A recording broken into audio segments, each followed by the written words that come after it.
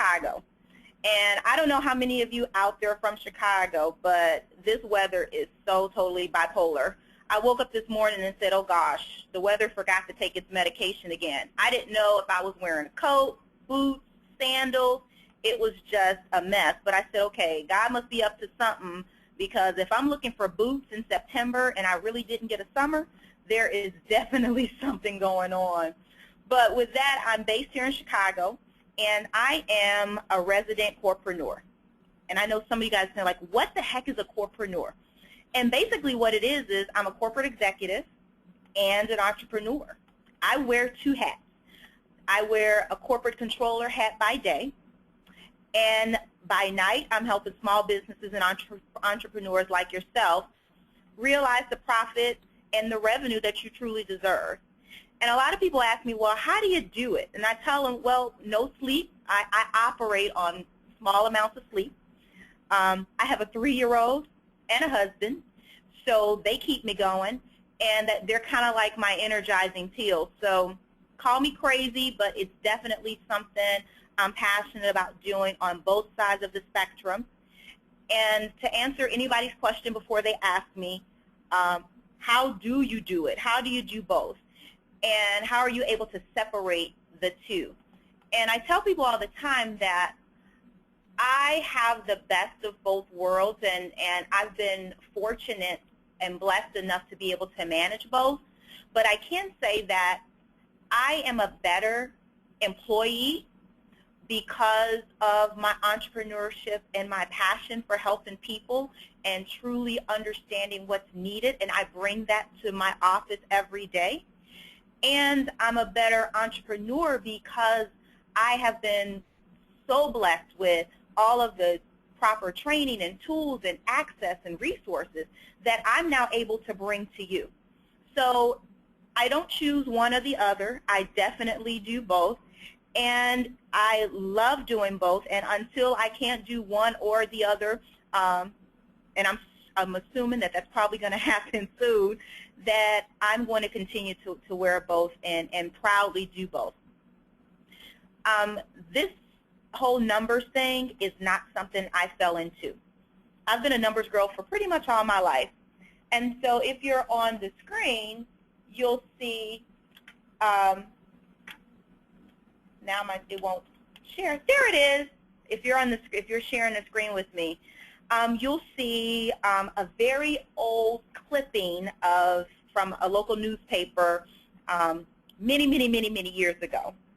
And there I am, the arrow's pointing to me with the little pigtail. There I am sitting with my first grade teacher in a math class. And we were actually recognized and written up in the local newspaper for our academic accomplishments in math. So, but many years later, here's the telling thing. When you look at that picture, it dawned on me that I'm the only girl in the picture. And fast forward, some years later, I'm typically the only girl in the room, or the only woman, or whatever you want me to call, be politically correct and call myself. I'm typically the only one in the room talking about numbers. And it's because I've had such a passion for numbers so long in my life that it just became a part of me. When my family finally realized that I was really good at counting and adding and even negotiating at the age of 5, I was in charge of, and make no judgment people, I was in charge of collecting the money for chicken dinners that my big mama sold to the post office down the street. Yes, at 5, I was already wheeling and dealing with numbers. And on top of that, I don't know if you guys remember, but back in like the late 70s, horse racing, even during a Kentucky Derby, that whole thing, people in the neighborhood was betting on horses. And I was responsible for collecting the money, helping them figure out which horses won the last time and how much to bet and what were the odds in a particular horse coming in first or second place. I mean, literally, I was probably the youngest bookie in town, and I was good at it. People actually trusted me with their bets and their recommendations, and so again, numbers have always been a part of me, and I've always kind of been passionate about it in that fashion. So then you fast forward a number of years later, and I spent about 10 years in the sales arena. Kind of left the whole numbers thing, the core numbers piece, because I was definitely passionate about speaking to people, talking to people, negotiating, and so I went into sales. And I was a hunter and a farmer. Hunter meaning I was out there beating the pavement, getting new deals that nobody else had closed in the company before. And I also have been a farmer, which is typically the person that would cultivate the relationship and the deal after it's been closed. So I've closed a number of million-dollar deals in my history. I made great money, and I made great money for the company. But here's the thing, guys. Truth be told, I was never the highest revenue selling person. I became vice president of sales, regional sales, and I never sold the most. I wasn't at the top of the list. I didn't have the most deals. I didn't even have the largest sales pipeline. But what I did have was I knew my numbers, and that's when numbers came full circle back to me. I knew what it took to close the most profitable deal so that the company would make more money and I, in return, would make more money. So that's where I spent my time. And by default, I got paid more. So as you can see, from a More Solutions perspective, I've always been a numbers girl. I am the founder of More Solutions Unlimited, which is a boutique consulting agency for women and women in business, and I do have some men clients as well, but my specialty is women in business and helping them generate more profit and sales revenue. And then, of course, I have the More Network where I do more of the life enrichment stuff. But profit and the numbers girl is truly my sweet spot. That's where I excel, and that's where my clients get the most from me. That's where I really thrive. So let's talk about a little bit of profit, because I know you guys didn't come to hear about me and what I do. Just wanted to give you kind of add some color to who I am and my background. But oh wait, let me tell you this. So what are you going to get from the call? We're going to talk about what profit is. We're going to talk about the importance of profit, knowing your numbers, and some really strategic ways, not hypotheticals, we're going to talk about some real stuff that you can do to create profit in your business today in 30 days. And I say 30 days because, and you'll understand what I mean by when I say 30 days, because it truly you can truly realize some improvements and increases in 30 days if you do and manage your financial management strategy the right way. Here's what you won't get. You won't get hypotheticals. You won't get a bunch of guesses. I'm not going to share anything with you that I haven't tested or I haven't done in my 20 years of experience. I love it when my pastor says, everybody talking about heaven ain't going there. And I say that because you got a lot of people out there talking about, oh, I'm going to help you build a profitable business. You're going to make money all the time. And but they haven't managed a portfolio. They haven't gone before the president of the company and basically told him that the company operations weren't making enough money to do what they needed to do. I've been in that position. I've been in a position where I had to give advice on cutting costs, which also meant reducing employees or cut off, lay off, whatever you want to call it. I have been involved in those discussions and have recommended those decisions based on the performance of the company. And that's not a good space to be in. But on the flip side, I've also been engaged in conversations where we were making money and we were profitable and we were able to launch new products and we were able to reinvest our resources into our people and the technology to kind of continue to fuel that growth. So I've been on both sides, and I like for people to know that if you don't ever work with me on a personal level as far as allowing me to help you show you how to run your business, make sure you're getting with credible people that have done what they say they're doing, that have done what they're teaching. Because the last thing you want to do is follow someone that hasn't done it and they're using your business as a test case for something that they hope to be able to accomplish. So that was free. You can get that on the way home. I just wanted to make sure that we kind of put it out there. So today, as I mentioned, in my day role, I manage about a $200 million portfolio. So there ain't really nothing, and I say ain't because I keep it totally real and above board on these calls. There ain't a whole lot that I haven't seen when it comes to money, making mistakes in money, but also some wonderful best practices in money. There's not a whole lot that I haven't seen. So with that being said, let's go ahead and jump right into profit. So what is profit? And if you aren't near a computer and you don't have it, grab a pen, grab some paper, because this is the fun stuff. So what is profit? Profit is truly the surplus or deficit of funds that are either left over, which is profit growth, or not, which is negative profit, after your costs and your liabilities have been reduced from your revenue. I'm going to say that again. Surplus or deficit of funds, either left over, which is more, or not, which is less, after your costs and your liabilities have been taken out. So what does that mean? Layman's terms, whole dollars. You make $100, you spend $80 of cost trying to make that $100, your take home is $20. That would be an example of your gross profit. So write this down. That would be an example of your gross profit. Your gross profit is typically your total revenue, or your sale revenue minus your sale cost. So let me give you another example. Some of you guys out there are coaches and mentors and you're running businesses, etc. So I'm going to give you like a coaching example. So say you offer a coaching program for, I don't know, $600, whole numbers. And you may amortize that or offer some payment options of $100 a month. So at the end of 6 months, they would have paid you $600, but you're going to get it in monthly increments of $100.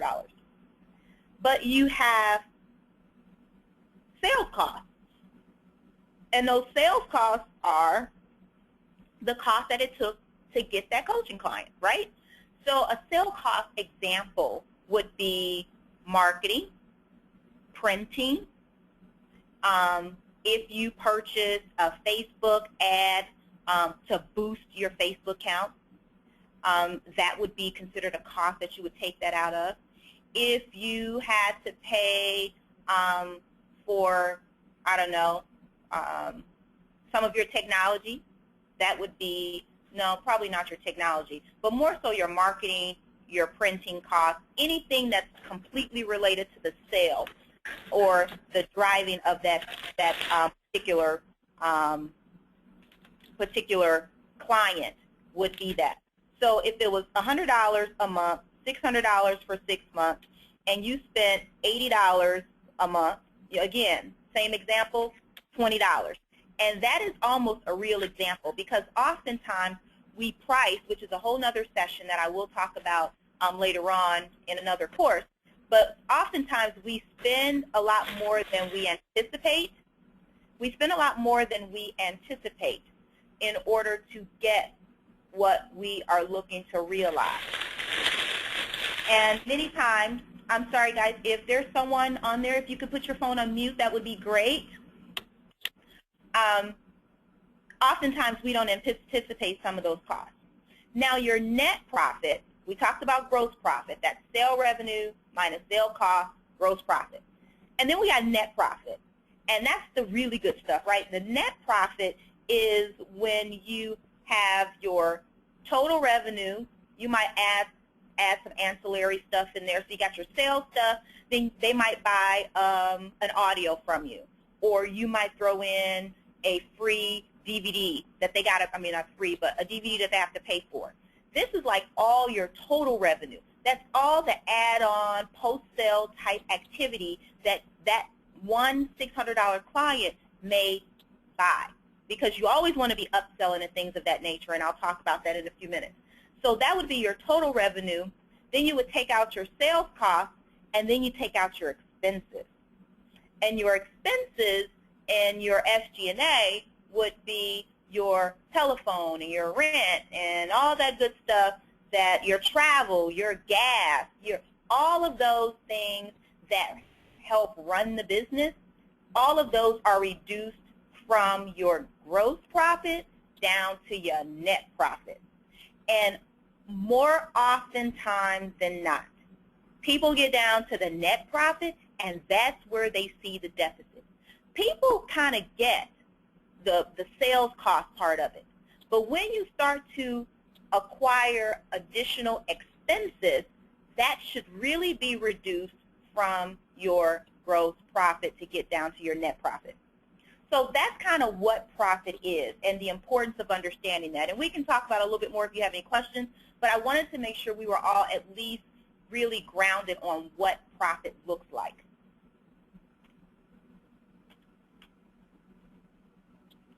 So why is profit important? It's important on so many different levels. The first one is to secure loans. Whether you're a small business or an entrepreneur or a startup, oftentimes, depending upon the industry that you're entering, you need to secure a loan, or you may have to secure a loan. Specifically with the SBA, you have to, before they will even consider you a loan, you have to show some level of profitability. And not profitability maybe even today, but you have to show a profitability schedule. And I'll tell you about what that means when we get a little bit later in this. But you will have to show a profitability schedule. Contracting opportunities. When you work with the state and federal government and you go directly to them, not through a second party, but your business contracting directly with the state and federal government, they want you to show a profit. Now, a lot of people raise their eyebrow because we know that most of the states that we live in aren't operating in a surplus. Most of them are operating in a deficit. But guess what? They only want to do business with people that are operating in a surplus. Go figure, right? But that's another really good reason that you want to be operating at some level of profit, whether it's single-digit profit of 2 or 3% or double-digit profit upwards towards 20, 30%. A really healthy profit margin is 50%. That means for every dollar you spend, you're bringing home 50 cents. That is a real comfortable place to be in. Now, many startups can't get that level of profit generation because they have so many upfront costs, but the goal is to drive down those costs, create more sustainable processes in your business so that you can realize more of your profit. Another reason profit is important is to sell your business. Say you build $1 million revenue business, right? Everybody's talking about revenue. Ooh, I sold, I got $1 million in sales. But how much is left over? Sometimes it's surplus, sometimes it's a deficit. So when someone's interested in buying your business, they want proof of valuation. And what proof of valuation is, proof that your business is operating at what you're saying it's operating at. And that is, and most people will have to have some type of profitability track in order to be able to prove that they're, through banking statements, through your financial management strategies, all of those things, your accountant. Oh, let me say this, something just popped in my head. Many of you guys have an accountant, and I get that, but an accountant is very different from a financial management strategist. An accountant helps you count the monies you've already collected or lost. A financial management strategist helps you build the right strategy, put the right processes in place, and help you identify the right people to help you make that money that the accountant is going to help you count. So I wanted to be clear in the difference between the two. And you need both. You need to make sure that you have someone on your team. If it's not you, you either learn it for yourself or someone on your team that can sit down with you and help you build a solid financial management strategy. That is truly key. And then finally, to attract investors. Now, I'm a huge, huge, huge Shark Tank fan. And I don't know how many of you guys have watched the new issues or the latest issues of Shark Tank, but let me tell you, they are getting brutal. They are basically asking you out the gate, how much is your business worth? What's your cost? How much money have you made? What's your EBITDA? That's your earning before income tax. They're asking you they're like boom, boom, boom, boom, boom. And unfortunately, you don't have time to say, you know what, let me walk out and make a phone call and find out what my growth projections are. Or let me find out what my profit margins are. You have to know that stuff when you go on Shark Tank. So my goal, my ultimate goal in my business through Profit First, and you'll hear more about my Profit First boot camp that I'll be launching in January of 2015. But my primary goal is to get business owners like you up to speed enough where if someone were to ask you what certain things were, you would have the answers. So the purpose of this call today is to help you at least get a little grounded on what some of those things are. So let's do a quick exercise, and you guys can keep this handy, but let's do a quick exercise. I want you to write down your current revenue. It can be by month, it can be by quarter, it can be by year. Let's keep it simple and just write it down by month. You should know what that number is, or look on a spreadsheet. Or if you don't, that means you need me even more. Then write down your costs. What's left over? You don't have to tell me, but look at what's left over. And if you don't know your cost, at least an estimate or a ballpark, again, news flash. You need me even more than you think you do because you should really understand what that looks like. Any given day, you should know what your costs are trending from month to month. What's left over? And is your margin greater than 50%? If it's not, I am hoping that these next 3 ways to improve your profit will help you in that. So let's get right into it. The first proven way is to audit your financial areas. Seems really simple, seems no nonsense. Trust me, it is not common. Typically, this is where you make your money, where you're spending your money, what are the trends in your money, what's going on, where are you gaining, where are you losing.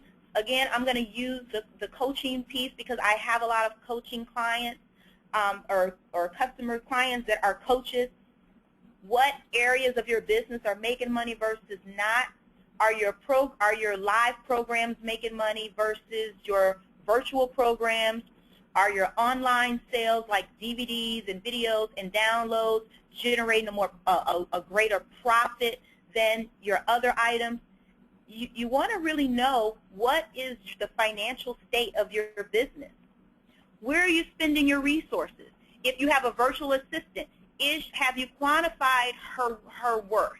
Do you, or she or he, do you know what value they're bringing and you're able to quantify it and directly relate it to a revenue generating item? How are you spending your resources? What are you spending your resources on?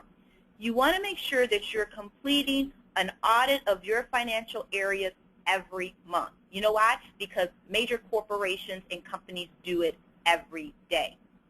Every month, I am responsible for reviewing, analyzing, and providing projections and variances and mitigation plans on what happened the prior month. Because what that does is it educates everybody enough to know if we need to tweak future projections or future activities. So it's very critical that you understand the current state of your business. Here are some financial metrics. I want you to write these down. Some financial metrics that you want to be aware of. You want to be aware of your sale revenue. You want to be aware of your sale cost. and your sale margin. You want to be clear on the price points and which price points are driving more profit. Discounts, we typically offer discounts. If you sign up before X, you get X. If you sign up after X or this date, you pay Y. Which one's driving more profit? Discounts are great. I think most companies offer discounts in some shape or form, but you want to know what that means to you. And then finally, you want to know your overall margin. What is your operating margin for your business? So that's auditing your financial areas, making sure that you understand what's happening in your business. The next area, just as important, changing your operating processes.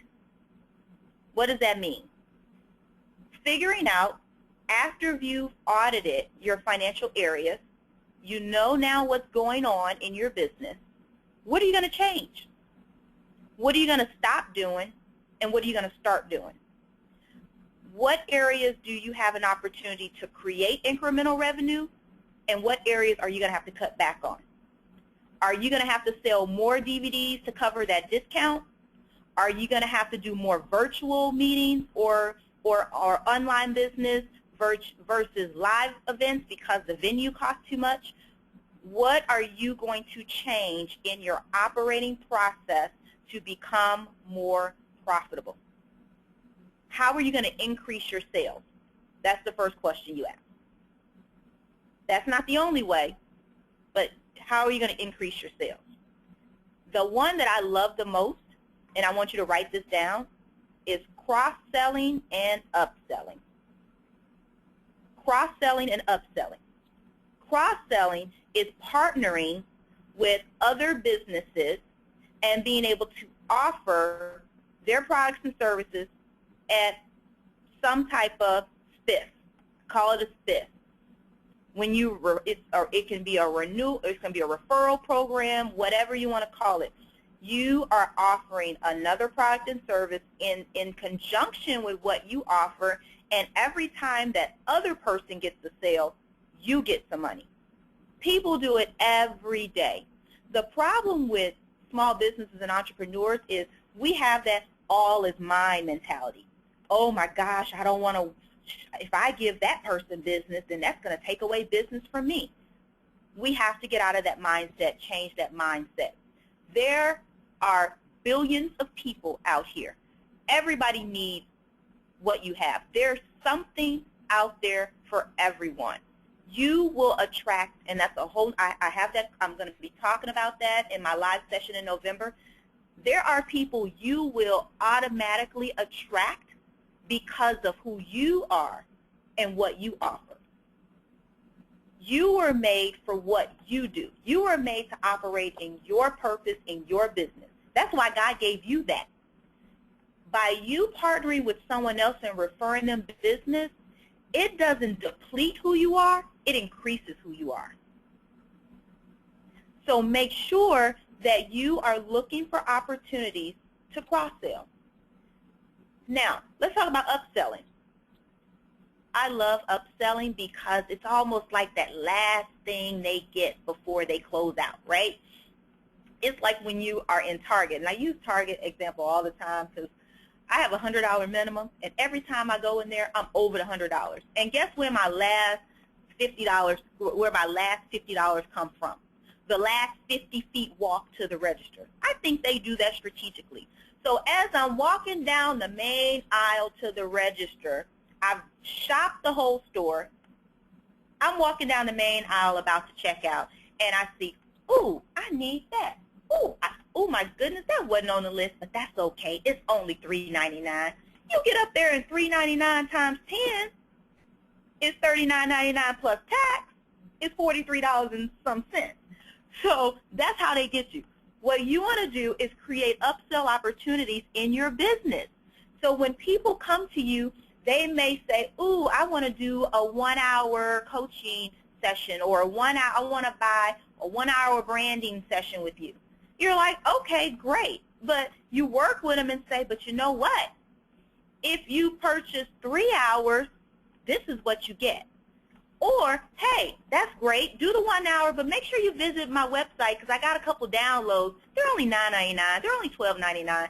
You want to create upsell opportunities to drive incremental revenue. And what that also does is it increases that next touch. It shows them a different side of you because the way you speak and operate in a video or an audio is different from the way you speak and act live. It's just different. Not that you do it on purpose, it just happens that way.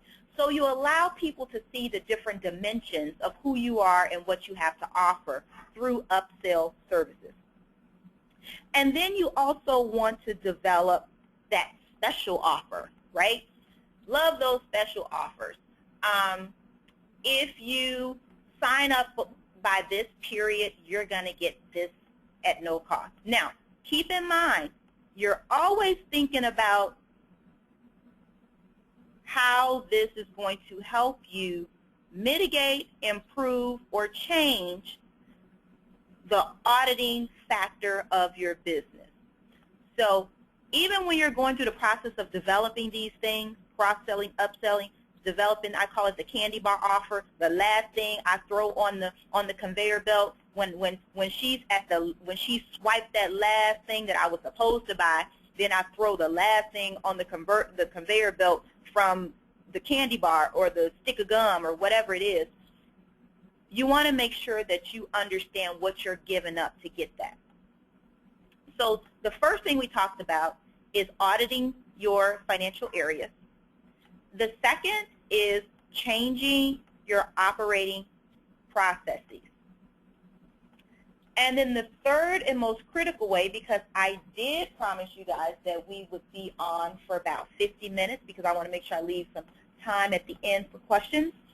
And plus, I have a 1 o'clock meeting. So I am sticking true to time, but I want to make sure we spend some time together. The third is raising the bar. Now, I know you guys are probably saying, well, what does that have to do with profitability? Raising the bar and setting higher expectations has a lot to do. It's critical to the profitability of your business. We as business owners and entrepreneurs and solopreneurs and wannabe-preneurs and home-based businesses, we have to hold people accountable for working with you. You want to make sure that you're documenting requirements and expectations of both the people that work for you and the people that work with you. Again, document those requirements. Make sure you write that down. Holding people, accountability is key. I'll give you an example. When you audit your financial areas, going back to the first thing, because all road leads to money, right? So going back to the first thing, auditing your financial area, when you figure out that you need to change your operating processes, there's going to be some people, including yourself, that need to be more accountable for what you need to do to be profitable and successful. That may mean recommunicating some expectations. That may mean going back to some clients and retooling some commitments. That could also mean not working with some people that you work with because they can't be accountable. Because at the end of the day, you don't have to work with everybody. The second is make everyone, can you put your phone on mute? Make everyone a salesperson. Make everyone a salesperson. Everyone that's involved in your business, that know you, that's family, friends, colleagues, make them a salesperson. And it's so easy. You provide good experience, you're going to get a referral. You provide a great customer experience, you're going to get many referrals. Here are a couple things that I do to help make people a salesperson. One, I talk about what I'm doing and how I'm helping people. Because everybody wants to be helped. Everybody wants help or needs help, whether they acknowledge it or not. Eventually they come around and say, you know what, I think I need some help. And so when they're in that decision-making mode, they remember that you said you help people do X. So the first thing is communicating how you're helping people. The second is making sure that your friends, and I'm just going to stick with friends for a minute, making sure your friends know what you're doing. Sending them out your information. I don't know if it's a one-pager, a marketing, media kit, inviting them to your house and saying, listen, guys, this is what I'm doing. You guys know me. You trust me. I've been in business for X, or I'm starting this new business. I need your support. If you hear or see of an opportunity for me in what I'm specifically doing, refer them to me. You want to make everyone your salesperson. And finally, sometimes it just happens. For instance, I buy the same face moisturizer every month from a friend of mine. Every month. It's like clockwork. When I run out, I call her. People are like, what moisturizer do you use? Oh, I use this brand. Oh, where did you get it from? Oh, I got it from my friend. Immediately, without even thinking about it, I became a salesperson for her, referring business, you know, not intentionally, but authentically. You want people to become salespeople authentically, not intentionally. Because when they're authentic in their referral, it becomes an authentic experience for anyone that touches it. So remember that. And then lastly is get your house involved. Everybody in my house knows about Profit First. Everybody in my house knows the Numbers Girl. Everybody in my house is involved in More Solutions Unlimited. When I have events, my 3-year-old is my introducer. He introduces me. I mean, it's so cute and simple. He's basically like, welcome to my mommy's event. Thank you. I'm like, that was the fastest introduction that anybody could ever have. But I want everybody in my house to know what I'm doing and the impact that I'm trying to make on the world and on businesses, and making sure that we're all in line, because when you get your house involved, that means everybody is lock in step, because there are going to be some times when the commitment will have to be shifted from home and shifted to other things that you're doing, like driving a profitable business or spending time with someone that's going to help you build a profitable business. Sometimes that bleeds into the family, and you want to make sure everybody's on the same page and that everybody's involved and they're just as excited, specifically to people that live in your house. Everybody has something to offer in your house. They don't have to love what you do or even know what you do. I shouldn't say know what you do, know how you do it. But you want to make sure that everybody says that they have a role, or and that's if they want a role, right? Not everybody wants to be involved, but everybody can. Even if it's something that's saying, hey, my mom started this business. I don't really know what it is, but you can call her. She might be able to help you. Simple things like that. Getting your house in order. You want to make sure that you're doing that. So those are really the 3 ways that you can increase your profit in 30 days. Again, I want to really emphasize the fact that as you increase your auditing practices, you change your operating processes, and you raise the bar and set higher expectations, your profit will improve. You'll start spending more time on revenue-generating opportunities and less time on other things that you know. Now, you'll definitely have to have a great mix. Definitely need a good mix to be successful and profitable. But at the very end of the day, you should be able to improve your profit in 30 days. So with that, I want to let you guys know that on November 1st, I'm having a live 3-hour session or a half-day session on helping you build your profit strategies for 2015. We are going to get down to business. We're going to work some plans. It's going to be a working session. It'll be me probably talking for little time, and it'll be more about working with each and every one that comes to that session, networking with other people that want to build profitable business, and getting you set up for 2015. Guess what? People that are successful, corporations major corporations are already in 2015 planning mode. They have already started. I have already started to build 2015. So if you guys can take some of that and definitely put it into your practice, you'll start to operate like an empire and eventually start generating money like an empire. You can register at makemoremoney2015.eventbrite.com, or you can email me, Ingrid@thenumbersgirl.com, and I'll be more than happy to address any questions that you may have, talk to you a little bit more about the program. But I'm telling you, this will be the best time you spend. It's on a Saturday. You can get all the information on the website. It's going to be on a Saturday morning, light brunch. But we are going to be working some plans because guess what? We all want to make more in 2015, and it starts right now. And I'm so excited to be in a position to be able to do that with you guys. That's makemoremoney2015.eventbrite.com. You know where to reach me. You can tweet me out something. If you're on this call, you had a great time, you can tweet at @thenumbersgirl, NUMBERZ girl.com. Let me know how you enjoyed the session. But right now, I'm going to go ahead and open the call for questions. I want to thank you guys so much. You've been wonderful.